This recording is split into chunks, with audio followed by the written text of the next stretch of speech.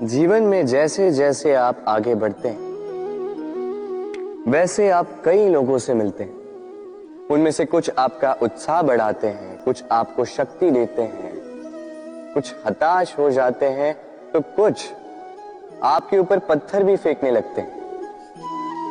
ऐसे में हम में से अधिकतर लोग क्या करते हैं? दूसरों के कर्मों के कारण स्वयं विचलित हो जाते हैं, क्रोधित हो जाते हैं उन पर, उनसे लड़ते हैं, उन्हें कोसते हैं, प्रतिशोध की भावना लेकर उन्हीं के फेंके हुए पत्थर पुनः उन्हीं के पास फेंकने का प्रयास करते हैं।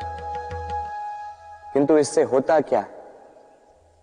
यह है आपका लक्ष्य, यह है आपकी राह।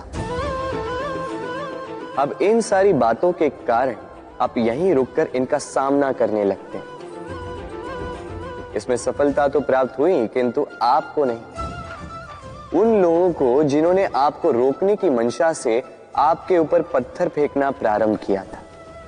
यदि उसके बदले उन पत्थरों को इकट्ठा करके आप अपना एक घर बना लें, तो आप पर पत्थर फेंकने वालों की संख्या धीरे धीरे कम होती जाएगी। आप भी अविचल होकर अपने लक्ष्य की ओर आगे बढ़ पाएंगे। तो आलोचना से लड़कर स्वयं का समय व्यर्थ करना चाहते हैं या अपनी लक्ष्य की ओर अपना ध्यान केंद्रित करना चाहते हैं? निर्णय आपका है। ये पुष्प देख रहे हैं आप? ये वही पुष्प है जिसका जीवन इस डाली पर आरंभ हुआ था। पहले कलिका बनकर फूटा, फिर धीरे धीरे मुख खोला, फिर अपने पंखुड़ियों का विस्तार किया, देखने वालों की आंखों में प्रशंसा देखी, मधु के लिए तितलियों को ललचाया और फिर डाली से टूटकर नीचे गिरा हुआ पाया। क्यों? नियति ने ऐसा क्यों किया? सोचिए। क्योंकि उस डाली पर टिके रहना इस पुष्प के जीवन का ध्येय कभी था ही नहीं। अब या तो ये पुष्प देवताओं के मस्तक पे सुशोभित होगा, या किसी स्त्री के आभूषण में गूंथा जाएगा, या किसी के प्रेम प्रदर्शन का माध्यम बनेगा। देखिए, जीवन में लक्ष्य को पाना है तो यात्रा से भय नहीं होना चाहिए। अपना अस्तित्व बनाना है तो उनकी छाव से दूर जाना ही पड़ेगा जिन्होंने आपको अस्तित्व में लाया। यही जीवन की निरंतरता है। मीठा पानी सबको भाता है, परंतु खारा पानी किसी को नहीं भाता। अब सोचने वाली बात यह है कि मोती समुद्र की गहराइयों में ही बनता है, खारे पानी के मध्य में रहकर, हर क्षण भक्षकों से टकराकर, अपने अस्तित्व को दांव पर लगाकर ही सीप मोती प्रदान कर पाती। कभी सोचा है क्यों? क्योंकि बिना संकटों का सामना किए, बिना विषम परिस्थितियों में उलझे आपको सुख प्राप्त नहीं होगा। इसलिए निडर होकर संकटों का सामना कीजिए। कई बार हम सभी ने जीवन में लोगों को ये कहते हुए सुना है कि मैं असफल रहा क्योंकि मेरा समय अच्छा नहीं चल रहा था।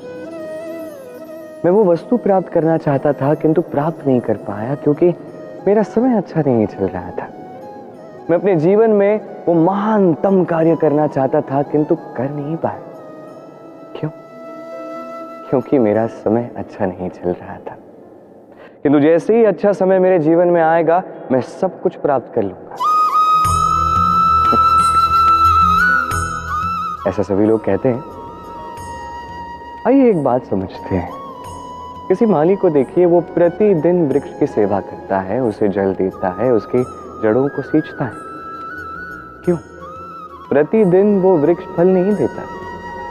उचित समय आने पर ही वो वृक्ष फल देता है, किंतु प्रतिदिन माली उसकी सेवा करता है, उसका ध्यान रखता है। मात्र तब नहीं जब वो वृक्ष फल दे। और यदि माली प्रतिदिन उसका ध्यान ना रखे तो वो वृक्ष कदाचित फल भी नहीं दे पाएगा। ये सीख है हमारे लिए। जब समय आपकी प्रतीक्षा नहीं करता तो आप समय की प्रतीक्षा क्यों कर रहे हैं? अच्छे समय की प्रतीक्षा मत कीजिए। अपने कर्मों से और परिश्रम से अच्छे समय को अपने पास लाइए। निरंतर कर्म कीजिए, परिश्रम करते रहिए, अच्छा समय अपने आप आपके पास आएगा। लोग कहते हैं यदि संसार में कुछ पाना है तो अपना दीपक स्वयं बन। इस संसार में प्रकाश फैलाना है तो दीपक की भांति स्वयं को जलना होगा। ये कथन अत्यंत श्रेष्ठ है, किंतु दीपक बन के जलने से पूर्व कुछ सावधानियां बरतना अति आवश्यक है। कैसे? अब सोचिए, यदि अंधकार है, मुझे प्रकाश की आवश्यकता है, ऐसे में यदि मैं एक दीपक प्रज्वलित करता हूं तो प्रकाश फैलेगा, मुझे अच्छा लगेगा। किंतु सोचिए, यदि कड़ी धूप है और उसमें मैं एक दीपक प्रज्वलित कर रहा हूं, तब क्या होगा? मुझे स्वयं को ज्ञात हो जाएगा कि मैं मूर्खता कर रहा हूं, बाती, तेल, प्रयास, समय सब कुछ नष्ट कर रहा हूं। इसलिए समझ जाइए कि जीवन में परिश्रम करना आवश्यक है, किंतु परिश्रम कहाँ करना है, कितना करना है, ये समझना अनिवार्य है। हमारा ये जीवन, इसमें ये जो समय चक्र है, 3 भागों में विभाजित है। एक है भूतकाल, बीता हुआ कल, फिर आता है वर्तमान, अभी का ये क्षण, और फिर आता है आने वाला कल अर्थात भविष्य काल। अब इसमें सबसे अधिक महत्वपूर्ण है भूतकाल और भविष्यकाल, बीता हुआ कल और आने वाला कल। क्यों? क्योंकि इन्हीं दोनों पर निर्धारित है कि वर्तमान में आप क्या करेंगे। बस आवश्यकता है तो उचित दृष्टिकोण की। अब भूतकाल को आप एक दृष्टिकोण से देख सकते हैं तो आपको भूतकाल में दुख भी दिखेगा, पीड़ा भी दिखेगी। किसी और दृष्टिकोण से देखेंगे तो आपको भूतकाल में सीख भी मिलेगी। अब इसी सीख के अनुसार वर्तमान में कर्म करना चाहिए। बात की जाए यदि भविष्य काल की, तो भविष्य के विषय में सोच के आप आज चिंतित हो सकते हैं। किसी और दृष्टिकोण से देखोगे तो उसी भविष्य में आपको एक लक्ष्य, एक उद्देश्य मिल जाएगा कि आपको करना क्या है, आपको पाना क्या है। अब उसके अनुसार वर्तमान में कर्म करने चाहिए, भविष्य और भूतकाल के अनुसार। ऐसे ही आप जीवन में कर्म करते रहेंगे तो आपके इस वर्तमान को एक नया अर्थ मिल जाएगा। ऐसे ही जीवन में आगे बढ़ते जाएंगे तो आपके जीवन को आनंदमयी होने से कोई नहीं रोक सकता। मछली, जल की रानी कहते हैं इसे, धाराओं के बीच जीने वाली। सहस्त्रों प्रकार की मछलियां होती हैं, किंतु सारी मछलियों में एक समानता अवश्य होती है। जानते हैं वो क्या है?